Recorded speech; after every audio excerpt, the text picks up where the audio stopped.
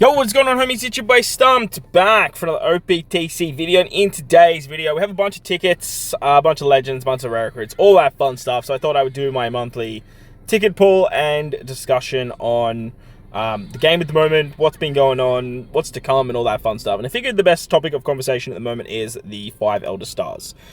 We've just had the end of the Super Boss Kazuna, and we've just moved into the end of month batch with both Elder Star Ethan and Elder Star Peter, the horse guy and the worm guy. So it's pretty much what I like to call them: Ethan the horse guy, Peter the worm guy.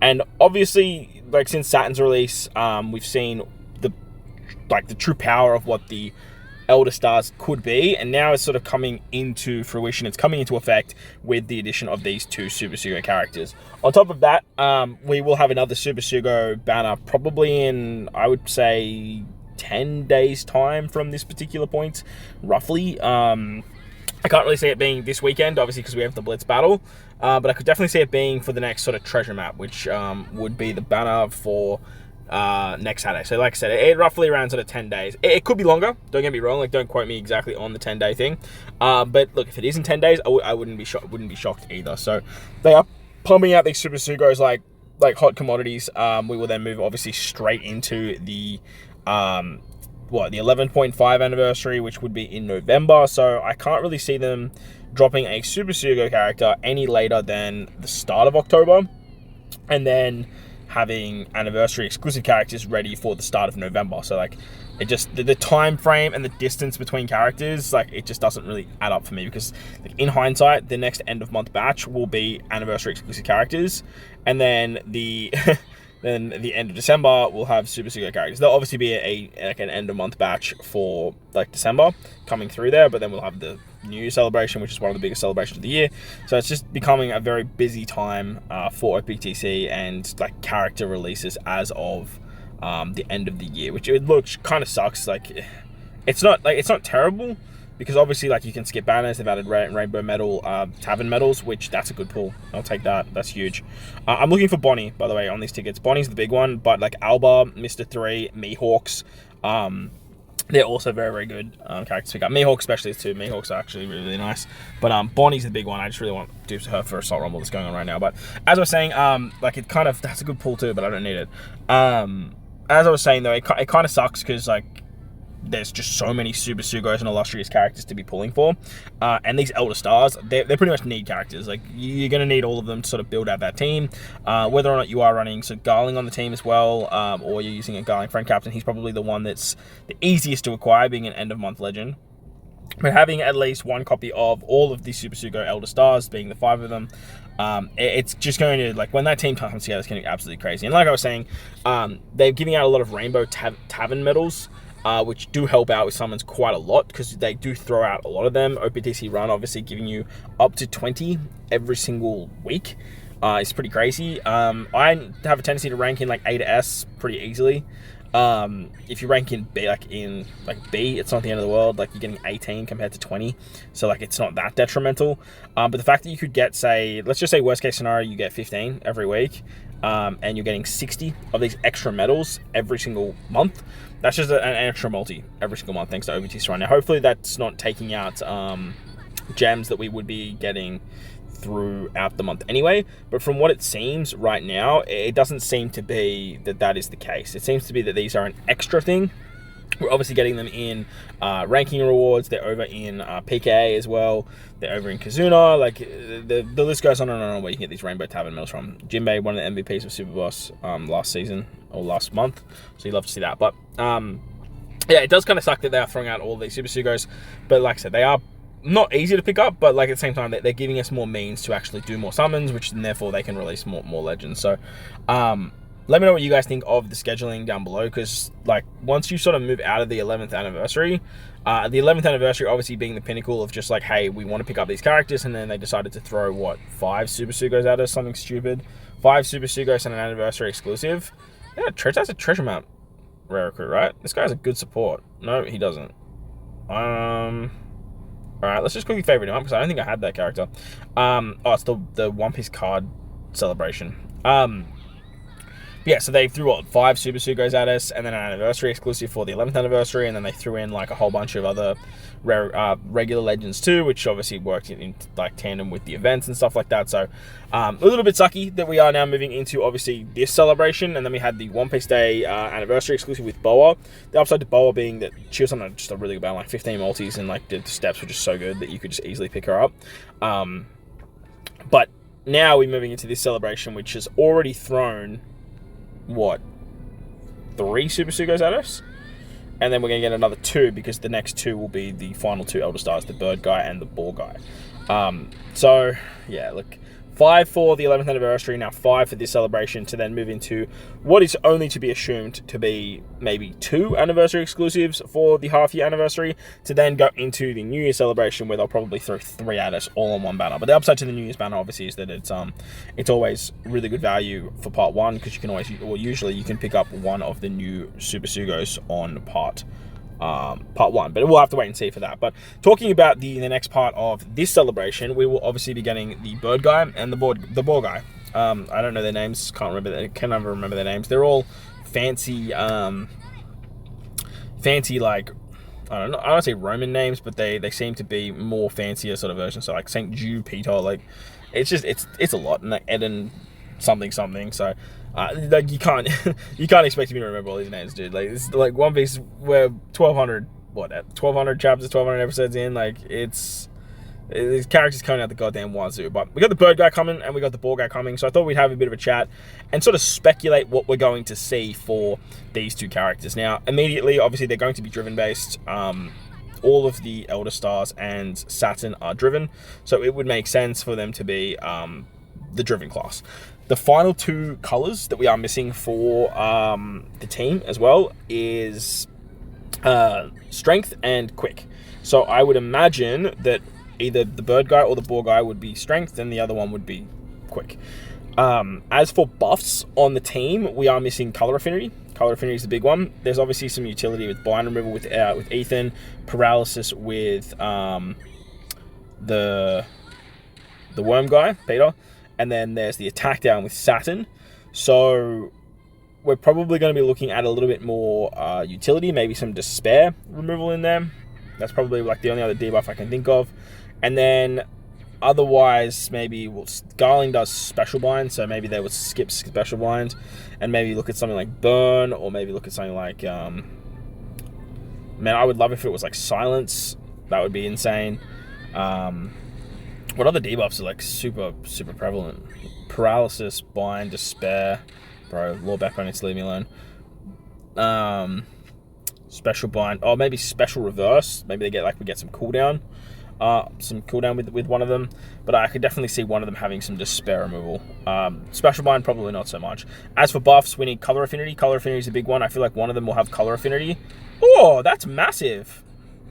That's a new legend. Okay. We take that. Okay. Huge. Kuma, Vegapunk, I am still missing. So, like, that's always fun. Okay. The second regular legend Kuma we've got in the last 2 weeks. But, yo, love to see that. I'm actually super keen to try this guy in Rumble, actually. I feel like his Rumble kit's actually really, really good. He has a revive. His special is, like, pretty damn powerful. He gives counter stance, forced out. Yeah. Okay. That's cool. Yo, shout out to Kuma. Alright, cool. Alright, can we get out of the screen? Or what's the go? Sweet. New legend. Take that. I mean, I would prefer to see Bonnie. Like I said, Bonnie dupes just purely for damage output and for level limit break special in PvP. But like, double Cavendish, get down my side. But seeing Kuma pop up, that's actually really cool. So I love to see that. I totally forgot what I was saying now. I think we're talking about the Elder Stars, the new Elder Stars. Yeah. So color affinity is another buff that we are missing. Ethan gives chain boost, but we are missing chain boundary. So that's probably something. Hody, what? Yuck. But that's probably something else we might see. Conditional buff is definitely one that is definitely missing. They could easily do something with like a double stacking conditional buff, make the team real brazy in that regard. I feel like both of them will have the ability to use their EX as sailors, seeing as both Saturn and Peter have that ability to override attack and orb boost as well as in their captain, as well as only allowing to use their EX as a captain, where Ethan, he can be used as a sub. So I feel like they'll probably either throw the EX as to be used as a sailor, and then they will, yeah, go from there. They could do something fun with the same sort of system that Peter and Saturn are doing, where they can like override attack and orb boost and increase it, so going up to like a 10 times multiplier. I definitely could see that with something like color affinity, but then you would have to find a way to make them captain to do that, and then you have like 3 characters fighting for the captain slot. But they could easily just put in like a captain swap mechanic. So like, say for example, the boar guy or the bird guy could have like a captain swap. That way they become captain. They give color affinity, and they allow you to override color affinity, like to double stack color affinity, which then they could have maybe color affinity in their EX, which would then swap them out of captain, and then that way you get like a 10 times attack boost, 10 times orb boost, 10 times color affinity boost, which because they're like one of each color, you're probably thinking like color affinity is not that super, that's not super valuable. But once you start getting like a 10 times attack and orb boost, and your captains being the boar guy, not the boar guy, the Peter, the worm guy, and Saturn, both having rainbow damage, shout out to Sengoku, then that color affinity is starting to get absolutely wild. Like I said, I feel like they'll all probably have the resistance down for driven characters. They all seem to have the 50%. So like once you're talking 5 to 6 characters doing 300% driven resistance, it becomes pretty nutty. It can get out of control like pretty damn fast. So that's going to be a lot of extra damage when you start talking color affinity buff, chain boundary buff, probably conditional buff, maybe a double stacking conditional buff. Maybe one of them has the ability to double stack conditional, and then has what would be really crazy is that like they could just do it themselves. So say for example the boar guy had a conditional buff, double stacking conditional buff in his special, and then his EX gave another conditional buff. Like that would be absolutely nuts. But I could definitely see them doing something where one of them has the double stacking conditional buff and gives a condition, and then the other one has like in their EX has the second conditional buff there, and then the one that has the double stacking conditional buff would have the like chain boundary or something like that in their EX. So you could I could just see a lot of stuff happening, and a lot of damage buffs, a lot of utility as well. If all of a sudden all 5 of the Elder Stars have like the big time 5 like forms of utility, where it's like what's it called?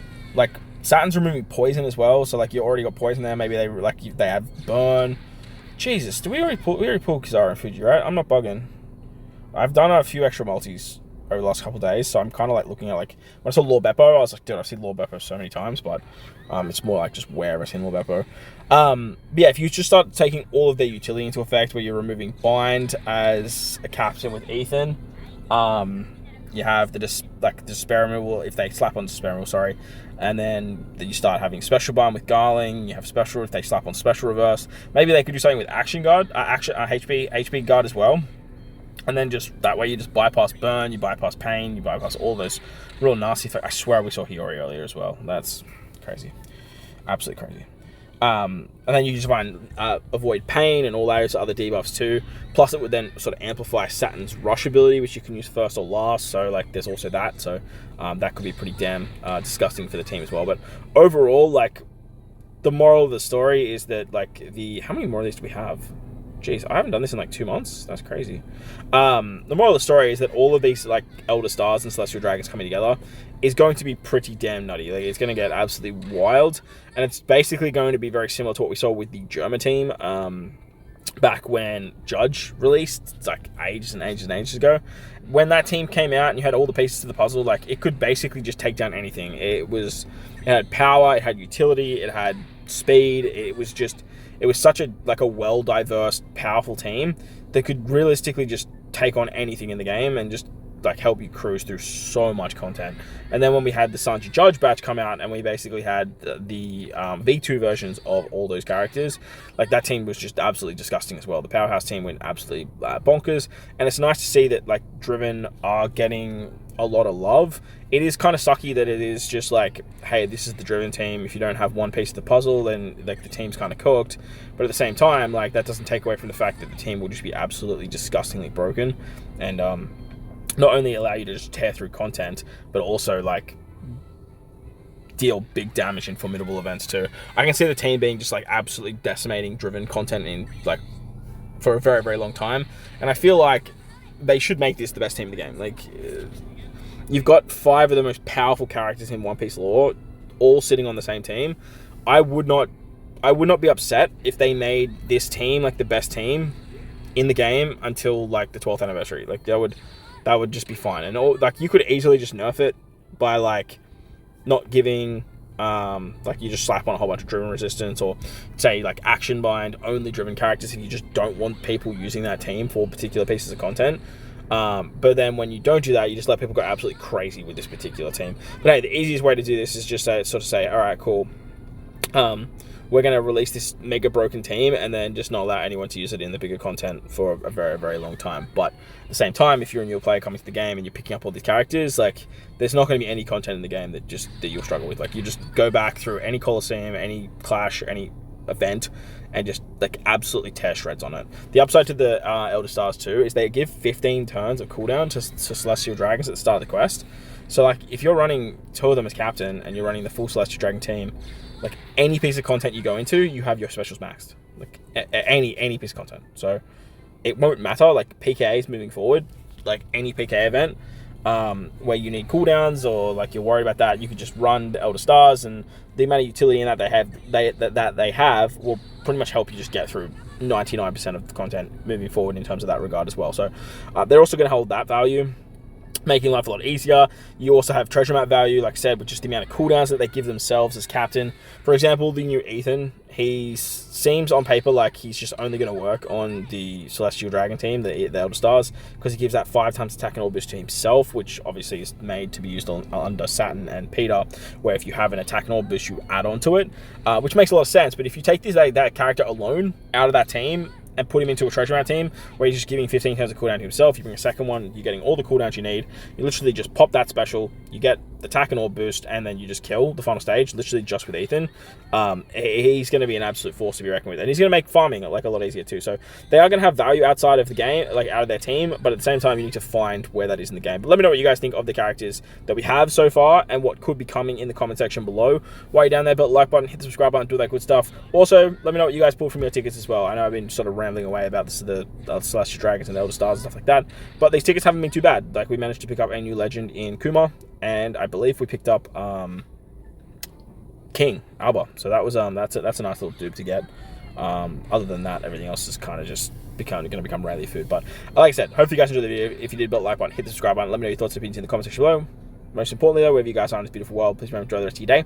As always, homies, thank you all for watching, and I will catch you all in the next one. Let's